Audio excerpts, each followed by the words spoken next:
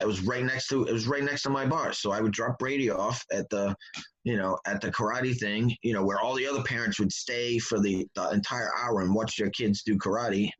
And I'd run over and I would, guzzle as many beers and as many shots of Jägermeister as I could in an hour, leave the bartender a $50 bill and then, grab him up when it was done, superhero dad, and then go home, make dinner. And that was the other thing that I think that kind of threw my wife off, was because I still did all those things. I still stood on the side of the soccer field, but you never knew what was in my tumbler. You know what I mean? Because, really.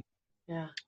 We would drive to my in-laws' house and, I'd have 3 beers in my extra large Dunkin' Donuts cup, and I remember Brady would say, he's like, Dad, you drank a lot of coffee. I remember you drank a lot of coffee, because Brady never knew that, and Brenna was so young, I stopped drinking when she was 3.5. So, she doesn't even, none of that ever computes. But the cool part is that my kids will never, ever, well, I can't say that. My kids today will not see me drink today, and probably not tomorrow, because it truly is a 24-hour program. Yesterday was my official date. The hardest thing for me to do, I picked up the phone. I called my Uncle Jimmy, who's a drinking legend in South Boston. For those of your listeners that didn't recognize the accent, that's kind of where it's from. And when I'm drinking, like, I need an interpreter, right? So, I called my Uncle Jimmy. He'd been sober 17 years at the time. So, hey, look, if you need your car fixed, what do? You take it to a mechanic, right? You want to learn how to shoot? You go to a guy who's an expert with a gun. You want to learn about nutrition and all that stuff, then you hire a personal trainer. And if you want to get sober, right, you find somebody who's in the program, who's been sober a little while, and who's happy. See, here's another thing, who's happy in the program, because I know plenty of people who are in my fellowship who are still miserable. Wow. Because they've been able, by the grace of God, whatever, higher power, to put the drink down, but they haven't fully immersed themselves in the program. There's 12 steps to recovery. And we always say this, no matter how far down the scale we have gone, we'll see how our experience can benefit others. My sponsor told me that my past would become my greatest asset. I thought he was crazy. I said, my past is just full of, screw ups and this and that. And he goes, was it all screw ups? He goes, dude, how did you make it to be a major in the military? I was like, well, yeah, there's that.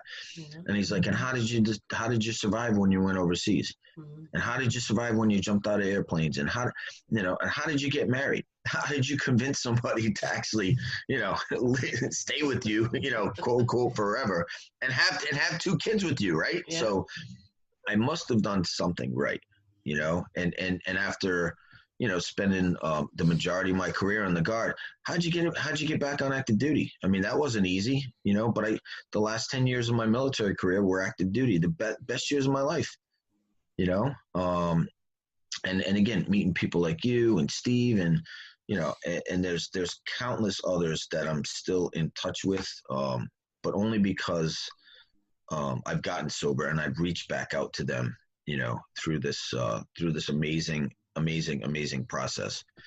And again, my favorite 2 steps are the first and the 12th, and because the first tells me that I'm powerless over alcohol and my life is unmanageable.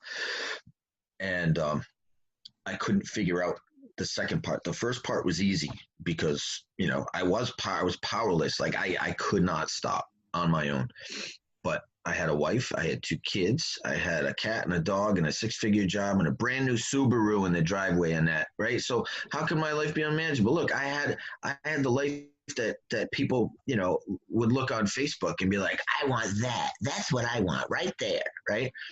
And that's just, and I wanted to throw it all away, in one big bang. and that's was described to me as unmanageability. And in sobriety, unmanageability is when you're still like fighting with people in traffic.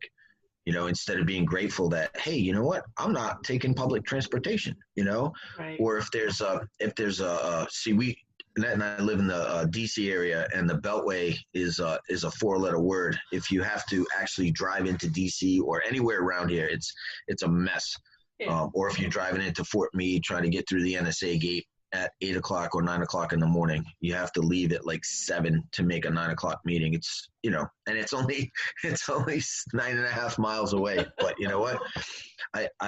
I've learned through this program to always be grateful, because grateful men and women don't drink, and they also don't do things that harm themselves. So my buddy Verge says having an attitude of gratitude is one of the most important things you can adopt. So if you guys in the future, to your listeners, right, if you're sitting in a traffic jam or whatever, just be grateful for a couple of things. Be grateful that you're not like stuck outside in the heat, that your car's running and you've got AC. Be grateful that you're not the one that was actually in the accident, that's being extricated by the fire department, by the jaws of life, and that you're worried about your kid crying in the back seat. I mean, that's how my life has changed in more ways than one. I came in the angry, drunken Irish Italian elf, right? Just so my friend Victoria says you get what do you call it, the high school equivalent of most improved for the yearbook, most improved in recovery, J Main. Because I'm serious. I came in and I was pissed off because and I say you guys meaning the fellowship took away my best friend. My best friend was alcohol. When all else failed, and the bar was closed, and my friend's campfire was out, and everybody had gone to bed, I could still rely on alcohol to keep me company. And I could go down into my man cave, and I could give myself PTSD by playing Call of Duty on Xbox and just drinking more, and that's just how it went. And alcohol read me stories at night, and alcohol tucked me in, and then again, alcohol woke me up too. So, but it kind of shielded me, kind of like when a horse wears blinders, and that's the definition of alcoholism. It keeps you from seeing the rest of the world. It makes you focus on what's ahead in the future. And when we live in the future and not in the present, it can be really, really scary, because we prophesize everything, and then the worry comes. And what happens with worry, right? We're busy all day long at work, right? Making PowerPoint slides for lieutenant colonels that, oh my God, I all right, even if you have to cut this out of the podcast, for Annette's listeners, and she's out of the military now, so we can safely say this, but she worked for an individual. I think her license plate said queen or princess or something. Okay. Yeah. So I have to say this. Like I said, you can cut it out. I don't care. But Annette worked, I mean, from 5 a.m. till, I don't know, sometimes 9, 10 o'clock at night. And then on Saturdays, I would call her, hey, what's up? Oh, I'm at work. I'm like, what? It's, you don't have to be at work. Oh, yes, I do. Oh, I have this thing, and she blah, blah, blah. So sometimes we have to work for some of the most inept and incapable people on the planet, and do it with grace and poise. And that, I've got nothing but respect for my buddy here, because she did that, and she did that for a year. And then when it came time for her evaluation, wow, I just, all I can say is, holy crap. I don't think I would have handled it the way you did. As a matter of fact, I know, because I was drinking, now if, and that's, again, that's the difference between the old Jay and the new Jay. I would have absolutely positively lost my mind. absolutely positively would have lost my mind. And it's funny, there's this thing called karma.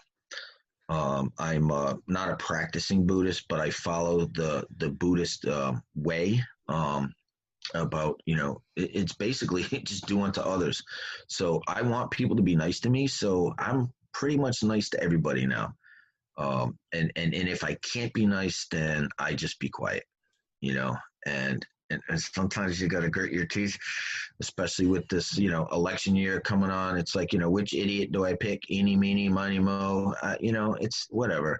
It just kills me to see people who are kind and gentle and decent human beings, get turned into, raging lunatics because of outside influences. Does that make sense? Whether you call it fake news or whatever, and CNN or Fox or whatever, it's just, and that's another thing. Well, good God, I mean, hey, look, I had this disdain for Hillary Clinton way back when. What did she ever do to me? I mean, nothing. And this is what, right. And this is what the program has taught me. It's taught me just to be tolerant. At least, I don't have to agree with everything you say, but I can be tolerant and I can be patient. And it's definitely helped me be a better dad. My son is 16. He's still in full puberty swing. He's got not full, but he's working, 35 hours a week at a hardware store all through this COVID stuff. We kind of pulled him back. But then he was stuck at his mom's house, and that wasn't good for him either, so he needed that social interaction. And I understand that more than anyone else, because damn it, they closed down all our meetings, right? Our live meetings, and they left the liquor stores open.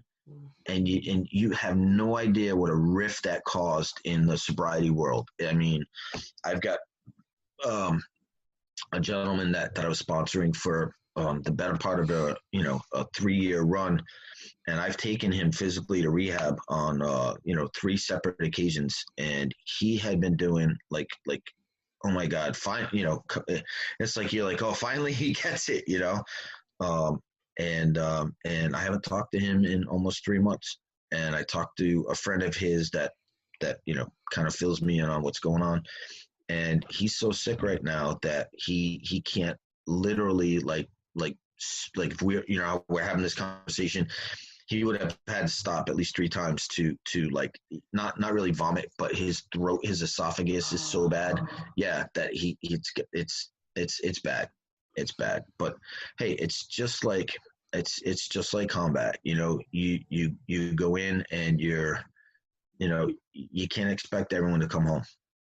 And especially with recovery, they always say, make sure you got a nice suit and make sure it's always dry clean, because you're going to go to weddings, right? Because people are going to do well in this program, and they're going to get married and celebrate and all that stuff. And then people are going to die. Matter of fact, yesterday on my Facebook, God bless Facebook, right? Facebook reminded me of a guy named Mike, who was 38 years old. He'd just gotten out of prison. He'd done some part-time work for me, fixing a fence at my sober house. We'll talk about that in a second. And it wasn't quite finished yet. Like we'd done the front slats on the front of the fence, and then the next day we're going to do the back slats. And he OD'd and died that night. He'd been out at the park with his kids and his wife. He dropped them off 3 houses down at a birthday party. And he's like, hey, I'm going to go take a nap. And then they came back from the birthday party. One of the kids I guess he wanted to get his squirt gun or something like that. And he went and he found his dad dead face down on the bathroom floor.